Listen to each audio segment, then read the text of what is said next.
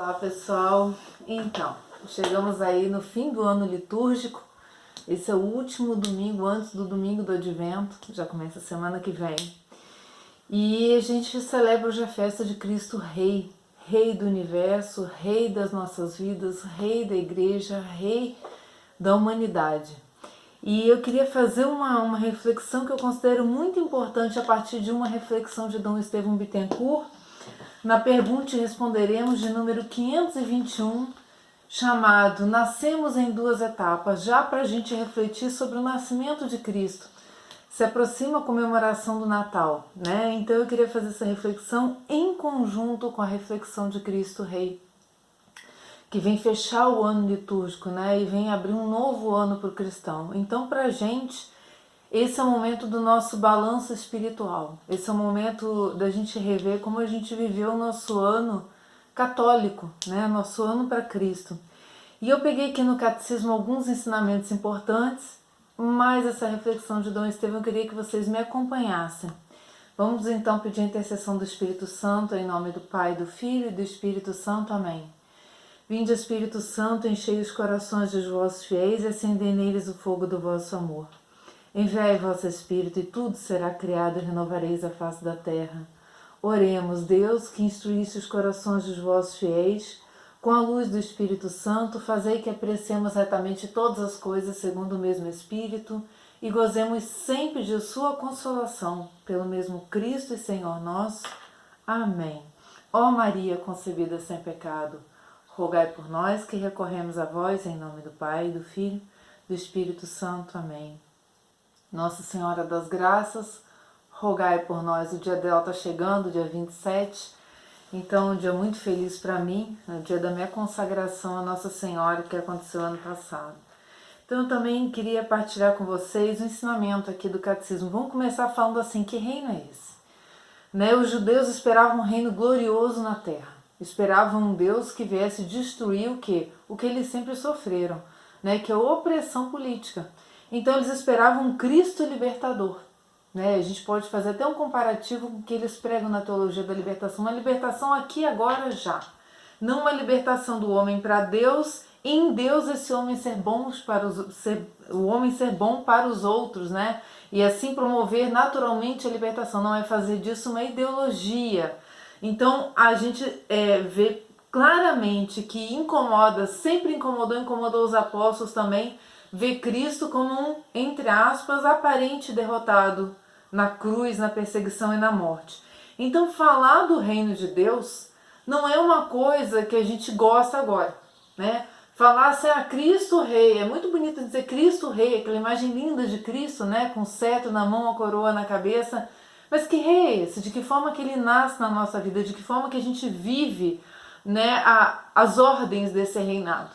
Então é uma coisa custosa. Para o ser humano é uma coisa muito custosa. Então, por isso que eu peço para que a gente analise o custo que você teve esse ano. Se esse custo foi caro para você, então você está bem. Se você pagou um preço alto para se manter católico, para manter Cristo na sua vida, para se manter unido para Cristo, então você está bem. Se o seu investimento foi pouco, então você precisa repensar para o próximo ano. E quem sabe agora com o nascimento de Cristo, e você também não permita que ele, para reinar na sua vida, nasça primeiro na sua vida, da forma como nós vamos tentar colocar aqui, com a ajuda de Deus e do Catecismo do Magistério da Igreja.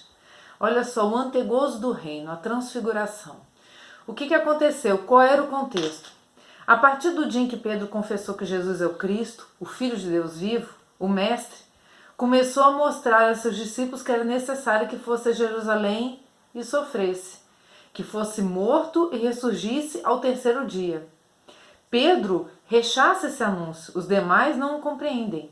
É neste contexto que se situa o episódio misterioso da transfiguração de Jesus. Vamos dar uma parada aqui. Então, Jesus falou assim, bom, então você está dizendo que sim, eu sou Deus, eu sou o Mestre, mas aí ele começa a falar de morte, ele começa a falar de sofrimento, ele começa a falar de abrir mão de certas coisas, né? E aí Pedro vai dizer assim, mas para aí, não é isso que eu penso que é um rei, né? Um rei não é isso, um rei é aquele que impera já, agora, nesse momento. Presta atenção no que Cristo vai fazer. Jesus, sobre um monte elevado, diante de 3 testemunhas escolhidas por ele, Pedro, Tiago e João, o rosto e as vestes de Jesus tornam-se fulgurantes de luz. Moisés e Elias aparecem. Falavam de sua partida que iria se consumar em Jerusalém. Uma nuvem os cobre e uma voz do céu diz: Este é o meu filho, o eleito, ouvi-o.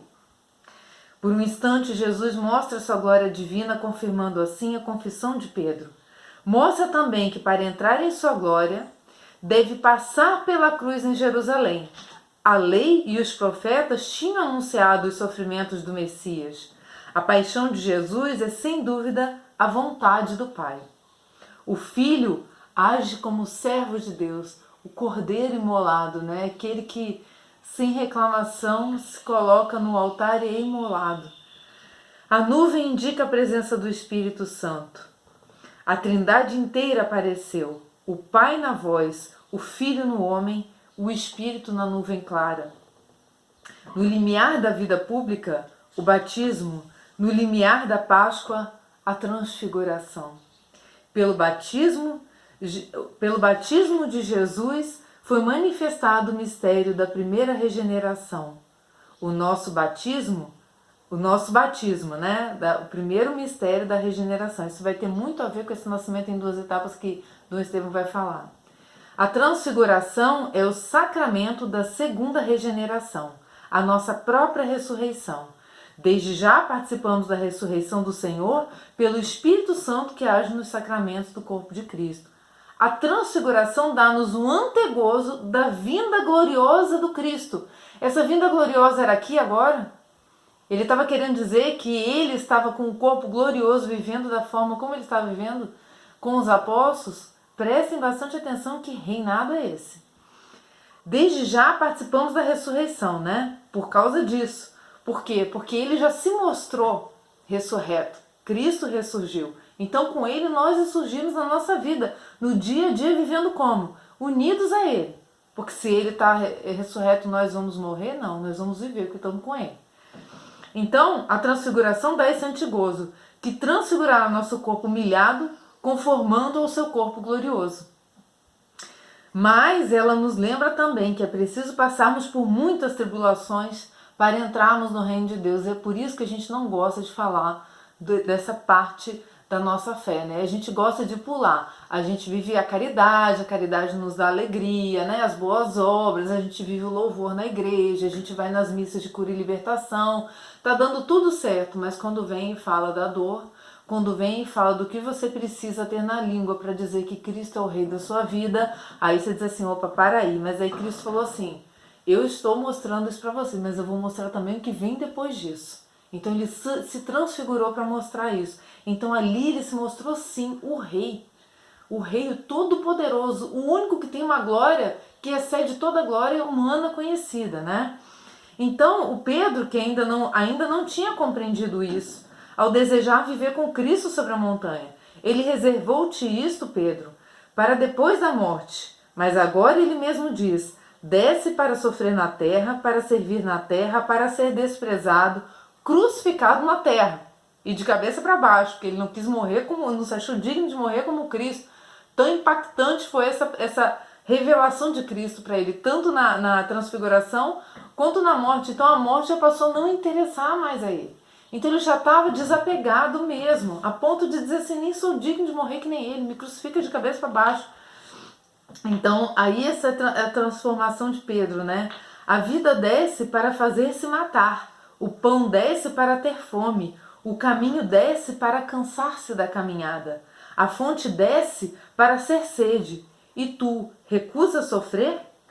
Essa palavra de Santo Agostinho, essa reflexão que ele fez sobre Pedro. Olha que lindo, né? Eu estou lendo, gente, o Catecismo da Igreja no número 554 seguintes, tá bom?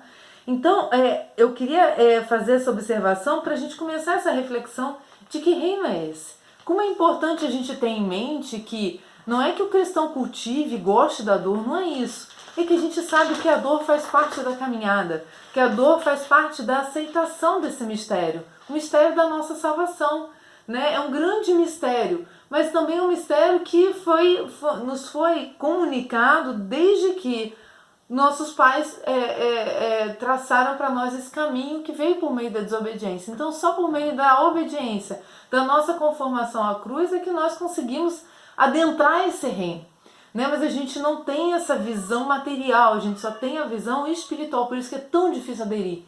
É tão difícil, porque a gente vive pelo testemunho dos apóstolos. Está narrado nos Atos dos Apóstolos, está narrado nos Evangelhos, o que Jesus fez concretamente diante daquelas testemunhas oculares. Mas a gente precisa acreditar. A gente precisa acreditar naquelas 3 testemunhas, Pedro, Tiago e João, lá na Transfiguração. Senão a gente fica agarrado aqui na terra. A gente fica agarrado e faz uma fé ao nosso modo. Tantas e tantas vezes a gente fala aqui no canal isso, que muitos cristãos estão fazendo a fé ao seu modo, obedecendo ao seu modo, querendo uma igreja ao seu modo. Não é isso. Isso foi o que os judeus fizeram. Os judeus fizeram isso e acabaram crucificando aquele que veio trazer a salvação. Então a gente não pode repetir esse mesmo erro de achar que a nossa glória, o nosso prazer, a nossa alegria se encerra aqui. Isso é um grande perigo, um imenso perigo. A gente nasce na primeira etapa, não nasce na segunda, mas já vamos chegar ali. Deixa eu só dar uma continuidade aqui, mais uns 2 só artigos aqui do Catecismo número 675. Vamos ler o que fala do advento. Antes, a aprovação derradeira da igreja, né? Antes do advento de Cristo, antes da vinda gloriosa, antes da instauração do reino de Cristo, né, sobre todos nós, a igreja deve passar por uma aprovação final que abalará a fé de muitos crentes. A perseguição que acompanha a peregrinação dela na terra dela, quem? Da igreja. Quem é a igreja? Nós. Nós, o corpo, Cristo, a cabeça. Cristo já sofreu, agora é o corpo que está sofrendo. Nós, eu, você. Desvendará o mistério da iniquidade sob a forma de uma impostura religiosa que há de trazer aos homens uma solução aparente aos seus problemas, à custa da apostasia da verdade. Essa verdade cruel que eu estava falando ali atrás.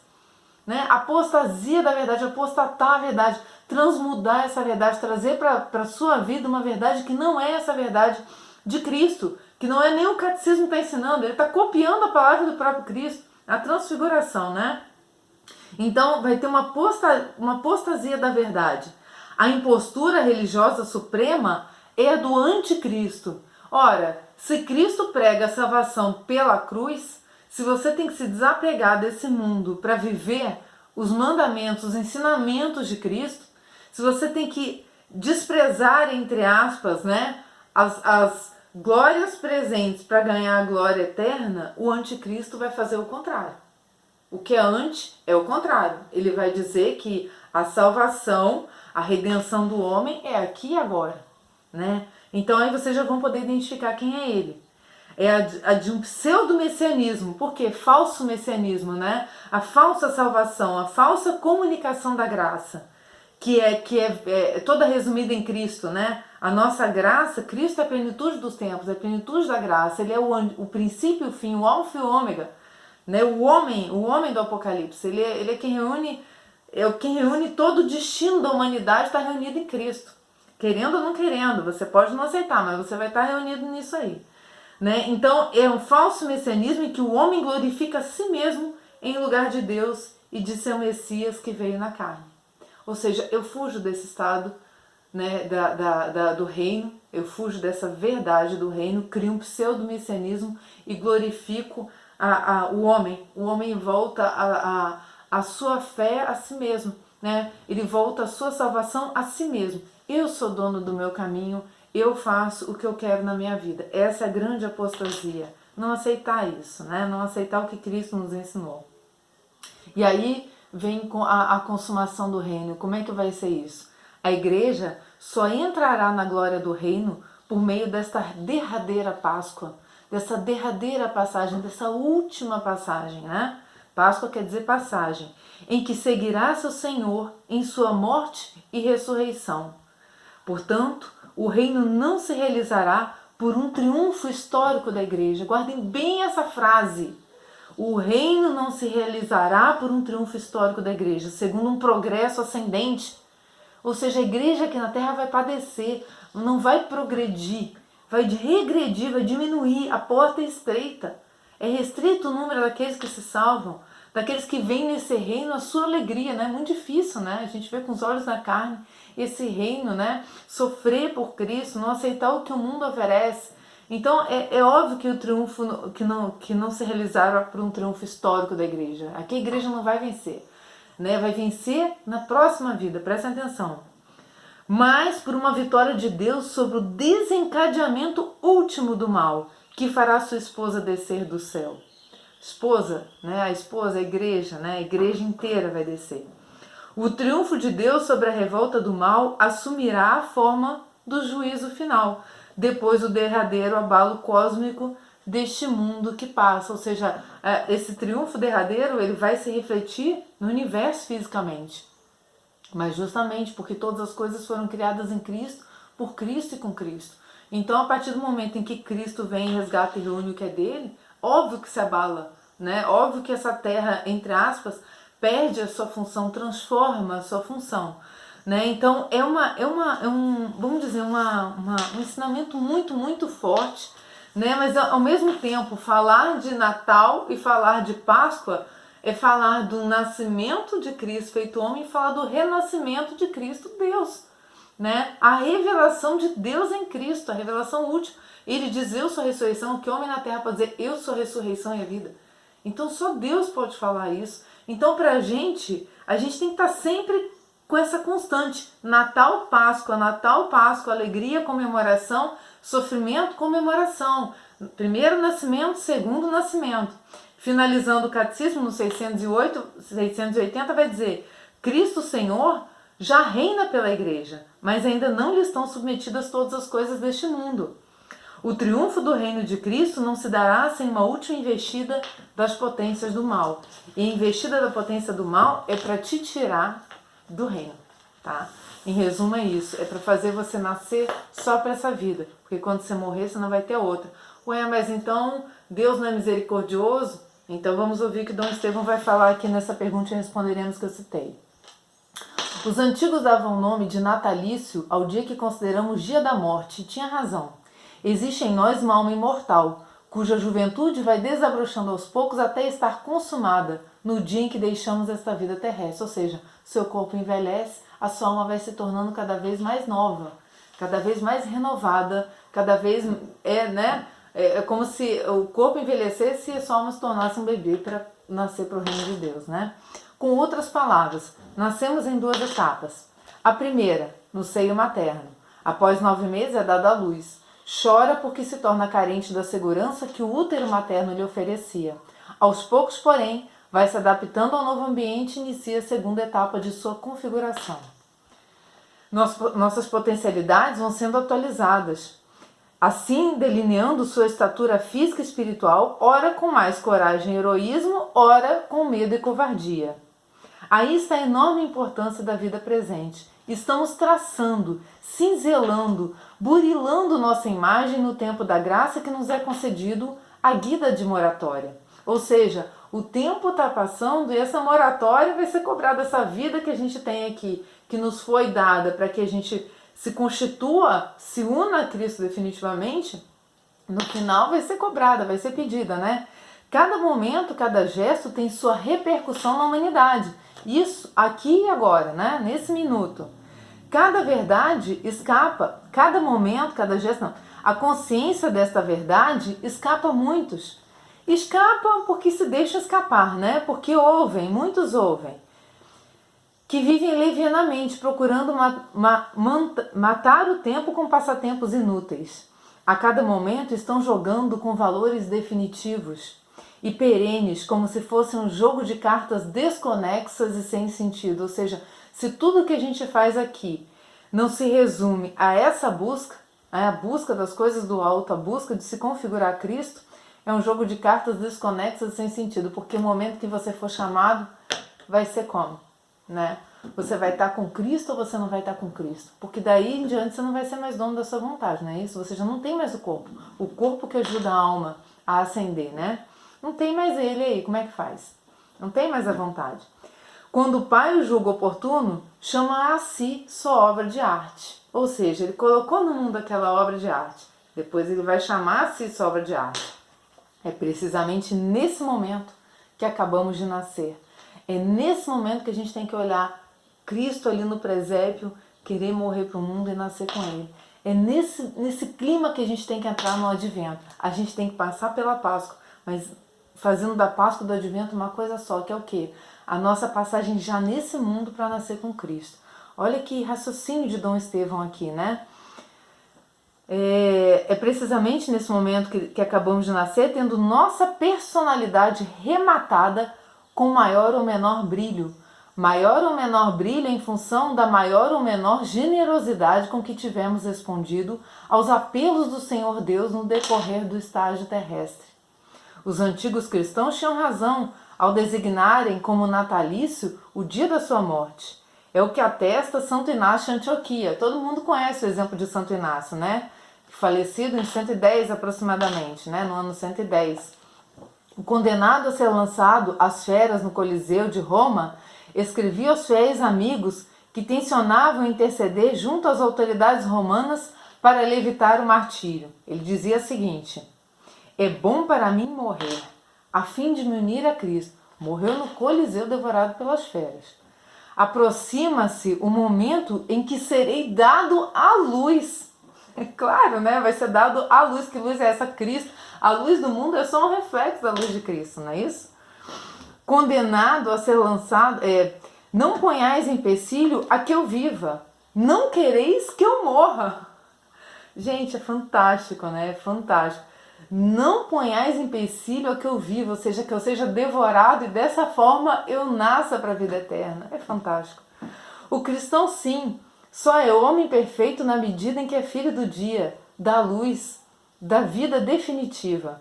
É dessa que ele vive, trazendo arraigado em seu íntimo. Em consequência, a morte pode tornar-se meta ardentemente desejada, como revela o mesmo Santo Inácio. Quando você tem a sã consciência, né? Quando você vive Cristo transfigurado dentro de você, não tem mais nem como você querer viver aqui, porque você já está ligado de uma tal forma que morrer que é só um detalhe. Né? É fantástico, esse é o raciocínio de todos os mártires, de todos os santos da igreja. Vai dizer Santo Inácio de Antioquia: escreva a vós, possuído do amor da morte. Há em mim uma água viva que fala e dentro de mim diz: vem para o Pai. Santa Teresa d'Ávila já disse, né? A vida presente é uma só noite de má pousada. Estamos na transição da noite para o dia. Este já desponta e a pousada do viandante cederá ao feliz aconchego de quem já chegou.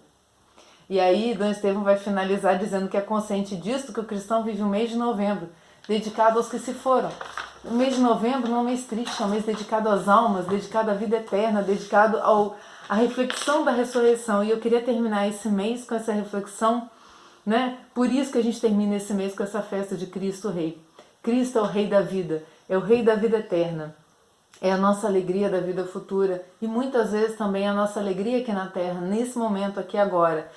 O cristão não vive uma vida triste, deprimida, pensando na morte. O cristão vive entendendo o sentido da morte, é diferente. O cristão vive abrindo mão de tudo o que não leva a Cristo, o que não leva à obediência. O cristão vive assim.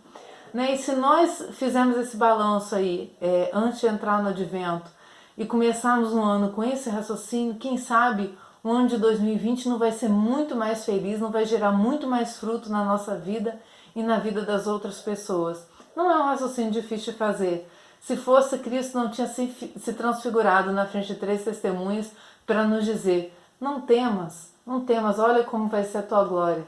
É assim, é em mim, é brilhando dessa maneira que vai ser a tua glória. Então, que seja assim na nossa vida, na minha vida e na sua vida, que nós comecemos um novo ano cristão católico, um novo ano litúrgico dentro da nossa igreja. E louvado seja o nosso Senhor Jesus Cristo, para sempre seja louvado. Amém. Em nome do Pai, do Filho, do Espírito Santo. Amém. Salve Maria!